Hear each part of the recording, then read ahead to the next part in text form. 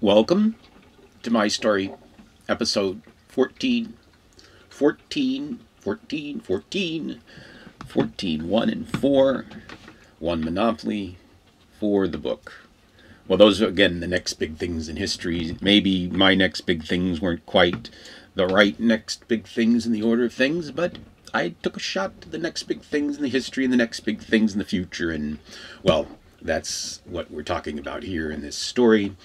In the real story I was writing in 2005, 2006, which was just a screen plan of Bill Starr's The Next Big Thing, I imagined this virtual world we talked about, sort of this real-time, reel-to-reel and reel-to-reel and reel-to-reel Google Earth, but real-time so that you're actually capturing reality.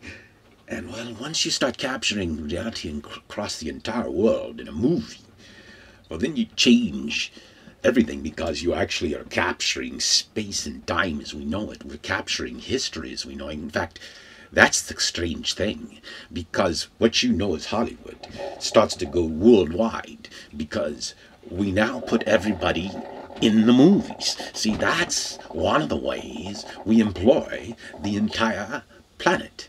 You're all now in the movie of the history of the future of us. Now, as soon as you all get in the movie, now how do I put you in the movie? Well, I simply give you all $1, $1 bill down, and as much money in the movie as you can make.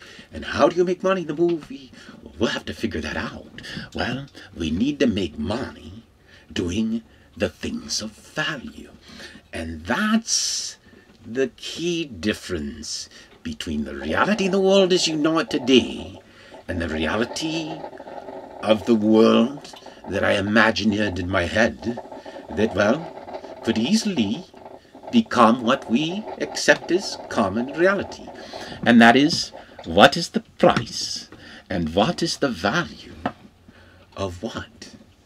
Is it the pieces of paper that have value? Is it these pieces of paper that burn? Paper burns. Or is it the human being? Now, we all sort of know that, but we have this sense of, well, our economic order. And actually, we have this sense of our own national identities and our own national orders. And, well, America has this sense that, oh, we're losing our, control of the world, and politicians that say, no, this is still going to be the century for America. And people are predicting vastly, no, this is the century of China. But no, I imagined this is the century of one world. That's the difference. That's way beyond everything you might imagine here. One world, across the world, one virtual enterprise of us, with nations of people all working together as one nation of us, but an enterprise nation, not a political corrupt nation. Now, you see, when you get to this notion, then you start to change your whole value of what's important. Because, see, when we put ourselves in this movie, we say, what are we doing in a movie? What are we doing differently in a movie? Okay, then we do today.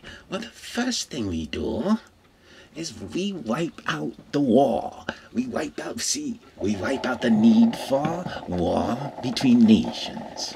And maybe, well, we certainly wipe out the religious wars, because we must join together under recognizing the power of one truth.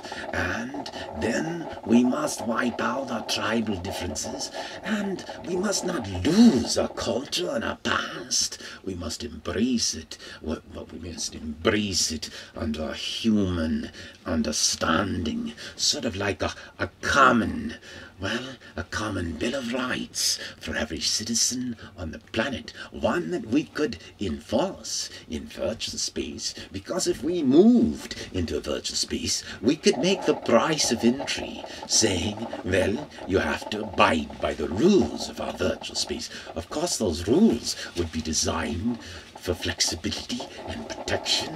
And well, what would the rules be that you would design if all of you are trying to achieve the closest thing we could achieve to the pinnacle of perfection? That's the right, because see, in this new world order, see, you've got now many things fighting it out, saying, I'm better, I'm the next big thing, this toaster's better than that one. Well, this window's better than this apple, but, you know, in the vision I had is why wouldn't you choose standards? See, especially in the technology area, choose global standards. See, when you buy them all out, we can choose a standard, and the windfall profits from, let's say, one thing like an Oracle becoming a database standard, or an OSX becoming a platform for laptops if you have them, or iPads. Why not have that become the global standard, or whatever?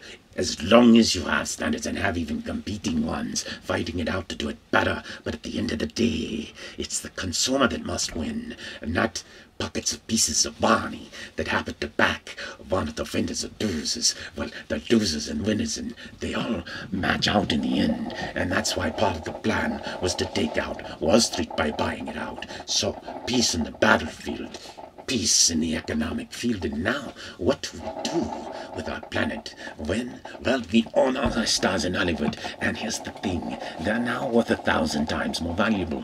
Well, they already live the lifestyles of the Rileys and the riches and the famous.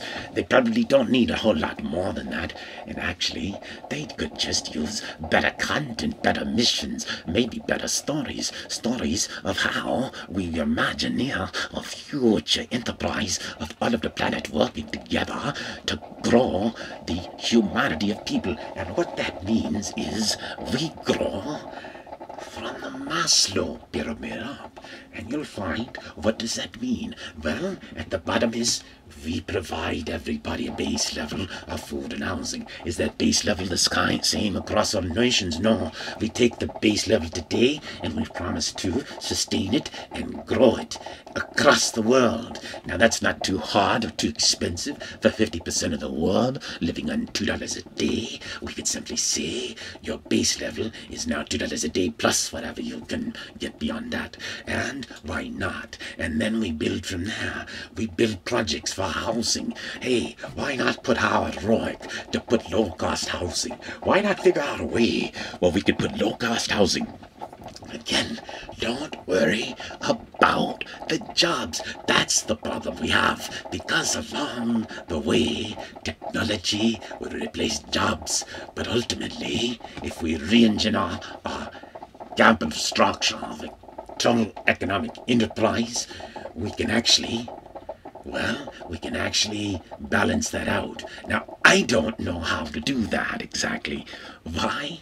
Because, well, I just came up with the ideas and sort of, well, I think you do. In fact, I know you do.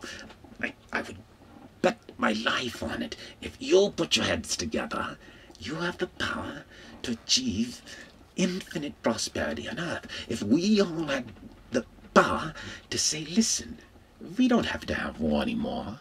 Listen, we could create a global enterprise. Listen, I will put my trust in my fellow man. Well, of course, trust by verify, because what you do in this new enterprise is you put digital controls. See, if everything's in a movie, imagine a world, and so it's like a different structure, and so I imagine boards across every sector of enterprise, boards across every part of our knowledge base, boards that advance the structure of learning, boards that were geographic but global.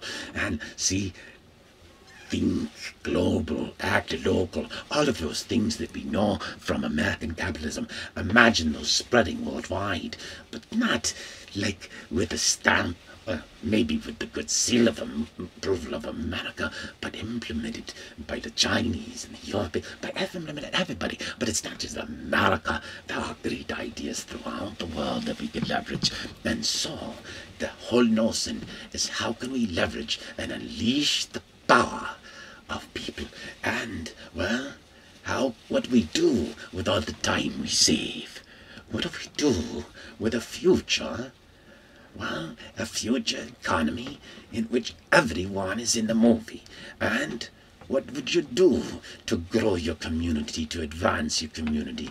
Well, you see, in this movie, we all become like more prosperous, and that prosperity begets more prosperity, and well, that begets that, and that begets that. See, like, it's like I said before, imagine like half the people who died of the planet. You're trying to figure out how do we manage these debts because you're thinking wrong. Okay, why do you thinking wrong? We have this massive problem with Medicare in America. Why is it? Because the bills keep going up. Why do the bills keep going up? Because, well, the drug company scams and the monopolies of doctors and stuff like that. And I'm not saying that doctors shouldn't get their fair share of the wealth, but the whole system itself is gaming Medicare, and it's screwing us, and we're not even getting the best prices we could. But here's the point. What if we own the drug companies? We owned the healthcare system, and we owned it, and we made it a fair share of profits, but the profit we wanted was the profit of providing life. And so, we also own the insurance companies. So we were self-insured, and we were handling our own medicine, and our job was to keep people alive. Now, here's the problem of the economics of keeping people alive over time. The longer our lives go, the higher the costs are to keep people alive. And if you keep a whole notion of this indebted world of keeping people alive, well, we're going to have an economic problem if you keep paying millions to keep a billion. Well, anyway, the point is this. There are better ways to do everything. And if we put our heads together, and that's why the only way you can probably work the plan to put your heads together is to put your economic interest together. The only one way to do that is to merge the interests of various companies so that, well, they take the stock in their own company and have a greater stock and a greater enterprise. And you'll find that much of the value of the planet is not held by private capital, but by public capital like China and Russia. And, well, imagine their stock going again in the enterprise. Now, the difference is this. Instead of the stock or the benefit being owned by the government and controlled by the government, no, we put it in the buckets of the people.